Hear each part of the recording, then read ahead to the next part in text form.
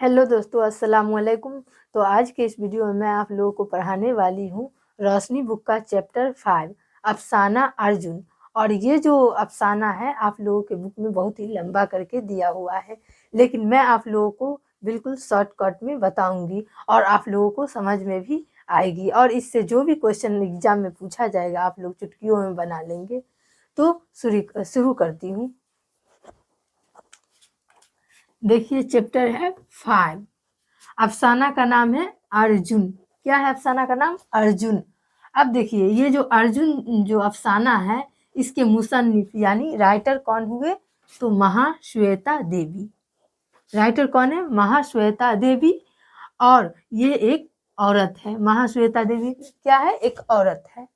ठीक। अब देखिए, ये जो अर्जुन जो अफसाना है यानी जो कहानी जो है, यह किस जबान की कहानी है, किस भाषा की कहानी है? तो बंगला भाषा की कहानी है। किस भाषा की? बंगला भाषा की कहानी है। और बंगला भाषा कहाँ बोली जाती है? तो बंगाल में बोली जाती है बंगला भाषा। अब देखिए, ये जो अर्जुन अफसाना है, यह अफसाना बंगला भाषा से उर्दू भाषा में ट्रांसलेट किसने किया? यानी कि बंगला जबान से उर्दू जबान में ट्रांसलेट किसने किया? यानी कि मुतरजिम कौन हुए? तो शाफिक कदवई। कौन हुए? शाफिक कदवई।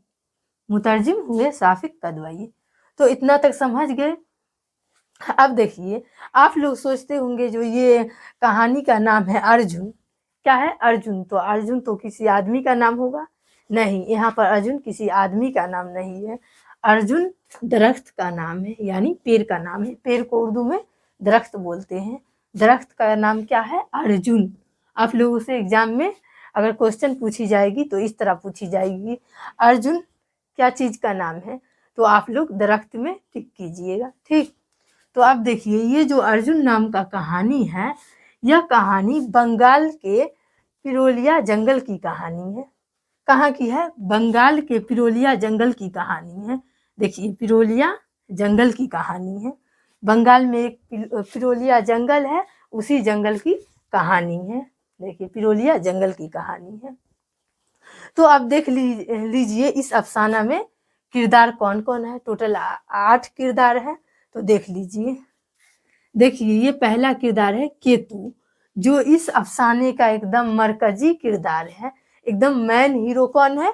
तो केतु। कौन है? केतु, जो क्या है? एक मजदूर है। केतु क्या है? एक मजदूर है। मजदूरी करके ही अपने बीवी बाल बच्चों की परवरिश करता है। 2-4 पैसों की लालच में केतु क्या करता है?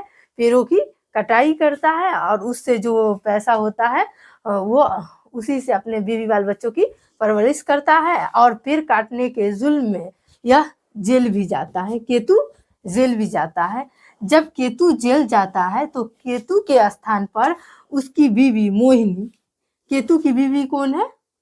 मोहिनी। मोहिनी केतु की बीवी है। तो जब केतु जेल जाता है तो उसकी बीवी मोहिनी काम करती है। उसके बाद देखिए तीसरा किरदार विशाल महतो, जो एक जमींदार है। विशाल महतो क्या है?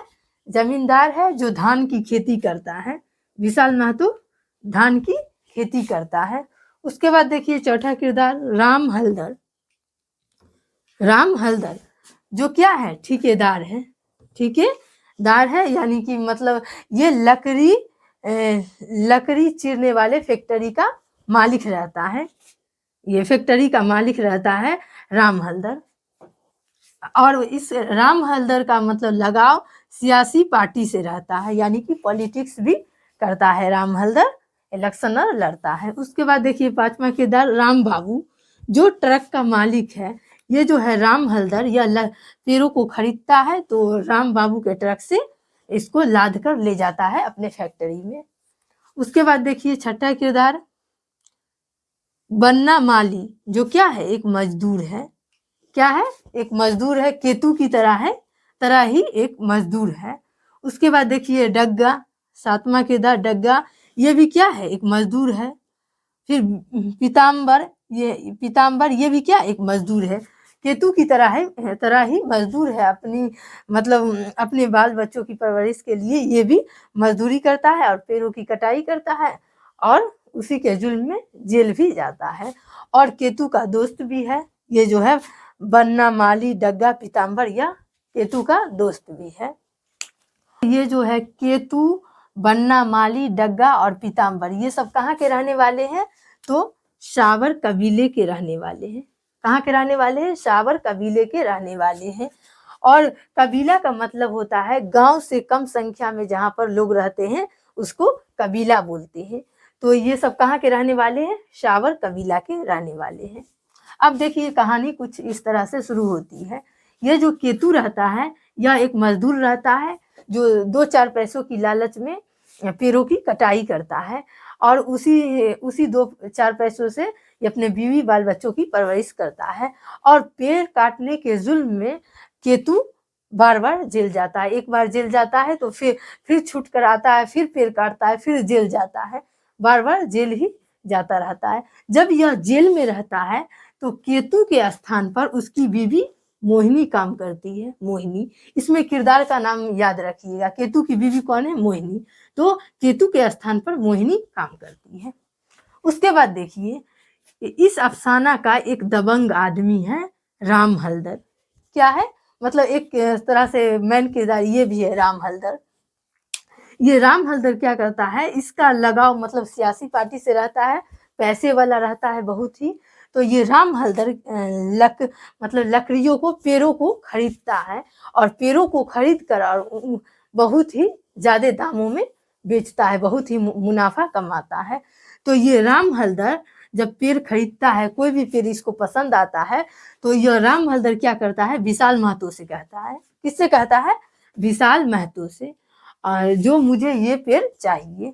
तो ये विशाल महतो जो है पेड़ काटने का जरिया किसको बनाता है? केतु को बनाता है और केतु से कहता है जो ये पेड़ काट दो। तो केतु पेड़ों को काट देता है और राम हलदर क्या करता है, राम बाबू के ट्रक से अपने कारखाने में ले जाता है और बहुत दामों में बेच देता है। और पेड़ों को तो काट देता है, ज्यादा पैसा कौन कमाता है? राम हलदर। और ये केतु जेल चला जाता है। केतु जेल चला जाता है और ये विशाल महतो जिस जगह पर से पेड़ को काट कर हटा दी जाती है वहां पर विशाल महतो क्या करता है, धान की खेती करता है। मतलब ये भी फायदा में रहा, ये भी फायदा में रहा, केतु बेचारा जेल चला गया। तो एक दिन क्या होता है, ये राम हलदर की नजर शावर कबीले में सड़क के चौराहे पर अर्जुन नाम का एक दरख्त रहता है। कौन दरख्त रहता है? अर्जुन। इस अफसाना में इस दरख्त को ही मैन बनाया गया है। तो शावर कबीले में अर्जुन नाम का 30 साल पुराना एक दरख्त रहता है और जब राम हलदर की नजर इस दरख्त पर पड़ जाती है तो राम हलदर को लालच आ जाता है। उस दरख्त को देखकर यह सोचता है अगर वो दरख्त को मैं खरीद कर अगर बेचूंगा तो बहुत ही इससे मुनाफा होगा, मैं बहुत बड़ा आदमी बन जाऊंगा। इसको लालच आ जाता है राम हलदर को। तो राम हलदर क्या करता है, विशाल महतो से कहता है जो किसी भी तरह चाहे जैसे हुए अर्जुन नाम का दरख्त मुझे चाहिए। तो विशाल महतो सोचता है यह दरख्त से तो शावर कबीले के जितने भी लोग हैं उसका बहुत सारे यादें जुड़ी हुई है, किसी भी तरह वो लोग ये दरख्त को, ये पेड़ को नहीं काटने देगा। यह सोचता है जो मतलब अगर शावर कबीले में कोई भी फंक्शन होता है या पंचायत बुलाई जाए या बारात को लाई जाए या किसी की कोई मुकामनाएं पूरी होती है तो उसी पेड़ के नीचे उसकी बालों की कुर्बानी दी जाती है। हर काम अर्जुन नाम के दरख्त के ही नीचे होता है। किसी भी तरह शावर कबीले वाले लोग ये पेड़ को नहीं काटने देंगे। फिर भी राम हलदर विशाल महतो से रिक्वेस्ट करते हैं, नहीं मुझे वो पेड़ चाहिए। तो विशाल महतो क्या करता है, केतु से जाकर कहता है केतु मुझे वो अर्जुन नाम का दरख्त चाहिए, चाहे किसी भी तरह तुम उस दरख्त को काट कर दो। तो केतु सोचता है अगर मुझे ये शावर कबीले में रहना है तो इन दोनों देवताओं को खुश रखना होगा। केतु सोचने लगता है कोई शावर कबीले वाले लोग तो मुझे काटने नहीं देगा ये दरख्त, क्योंकि इससे बहुत सारे यादें जुड़ी हुई है। किसी की बारात इसी पेड़ के नीचे लाई जाती है। अगर किसी की कोई मुकामनाएं पूरी होती हो तो बाल की कुर्बानी इसी पेड़ के नीचे दी जाती है, बारात इसी पेड़ के नीचे बुलाई जाती है, कोई काटने नहीं देगा। तब क्या करता है ये केतु, अपने दोस्त बन्ना, माली, डग्गा, पीताम्बर इसके पास जाते हैं। तुरंत ये लोग मतलब जेल से छूट के ही जाते हैं और सारी बात ये तीनों को बताते हैं। तो क्या होता है, ये लोग काटने के लिए तो तैयार नहीं होते हैं, लेकिन फिर भी सोचता है अगर नहीं काटेंगे तो फिर हमको दोबारा जेल जाना पड़ सकता है, क्योंकि ये दोनों तो दबंग आदमी है। तो सारी बात ये केतु अपने दोस्त से बताता है। बताने के बाद बोलता है किसी भी तरह तो हमको पेड़ों को काट कर देना है राम हलदर को। तो ये केतु क्या करता है, एक एक्टिंग करता है।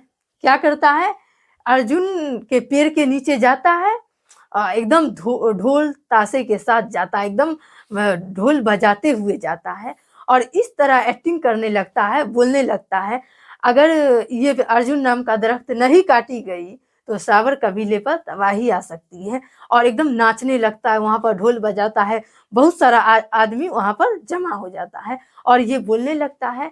तो सभी को लगने लगता है सच में अगर ये अर्जुन नाम का दरख्त नहीं काटी गई तो सावर कबीले पर तबाही आ सकती है।